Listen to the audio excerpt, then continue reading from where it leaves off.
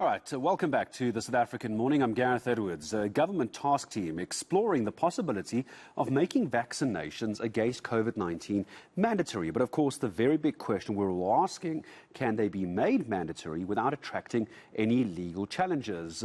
Labour lawyer Jonathan Goldberg joining us. Hello to you, Jonathan. Good to have you on eNCA. I can't imagine a world where if this is brought in as mandatory for vaccinations, that there won't be multiple Labour actions brought against it by both employees and employers.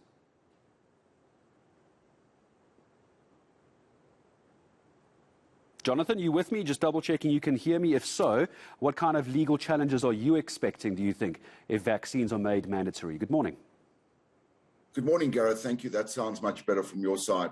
Well, I think we've got to start off by looking at what the law says, and the Occupational Health and Safety Direction clearly says that you can have these vaccines made mandatory at the workplace, but it requires a process, and I think that's the problem in South Africa. Everyone jumps to the conclusion that people could be dismissed by not taking the vaccine. I think we've got to start with the process.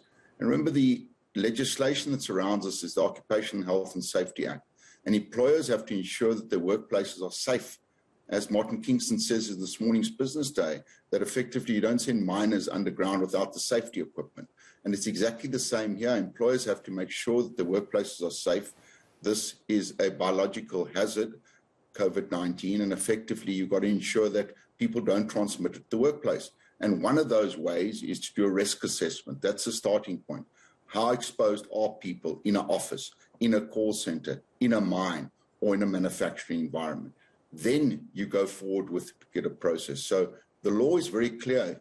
Employers can do it, but after following a very stipulated, clear process.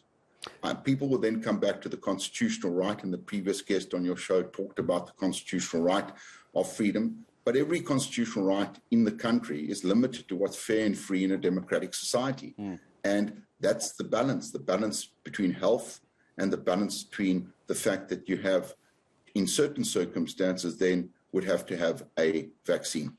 Jonathan, help me understand then from both the employer and employee side. You're talking about the process, and I think many will agree with you, this has to be process-driven, so we are crossing all our T's and dotting all our I's. What is the responsibility of an employer to notify employees of a process like that you are referring to is getting underway? What's the legal aspect there? Do they have to do it, or is it assumed that a lawyer can do it, that an employer can do it without notification? Very good question, Gareth. And effectively, there's a very, very clear process in the direction saying consultations with the Occupational Health Safety Committee, consultations with the recognised trade union, consultations with individual employees, and then taking into the account objections to the mandatory vaccine. So people can object on 3 grounds. One, the ground of bodily integrity. The second ground is religious or belief. And the third ground is a medical ground. And rolling these out, I think employers also have to understand that even if Johnny is fearful of the vaccine, let's take that into account. And the direction goes in that way. So take into account my fear. Let's talk about science. The previous speaker talked about academic science. Let's talk about the facts. Combining a vaccinated person with an unvaccinated person in a workplace where you cannot keep distance, where there cannot be all the time complete ventilation. Look at the risks, debate those risks, and then move forward after that. Of course, in that alternative, there are a number of things that employers would look at. What are the alternatives for Johnny in regard to that workplace if I'm not going to take the vaccine because I'm saying it's an invasion of my bodily integrity. Jonathan, just before I let you go, time is against us. Let's talk about one of those alternatives. I know lawyers like to use the word alternative. I'll call it what it is. Can Johnny be fired?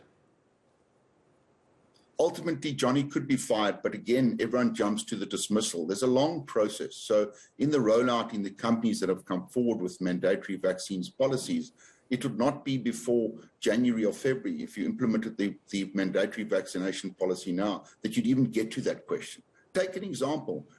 I work for you, and effectively, I can do 80% of my job online. It might end up at the end of that, and I'm saying I'm not having a vaccine, I'm taking my constitutional right, my religious or belief right that I'm not having it, there is no alternative but letting me work at home. But I can only do 50% of the job at home. Maybe one of the alternatives would be 50% of my pay, but working from home for your particular organization. And maybe I could take another job working for another organization.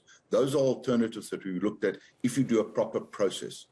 I think that is one of the answers I think so many people have been looking for, and I think such great clarity from you, Jonathan. This is why it's always so good to have you here on eNCA. Labour lawyer Jonathan Goldberg explaining it, I think, Toombs, in ways that I think someone like me can even understand, because it was that key question at the end.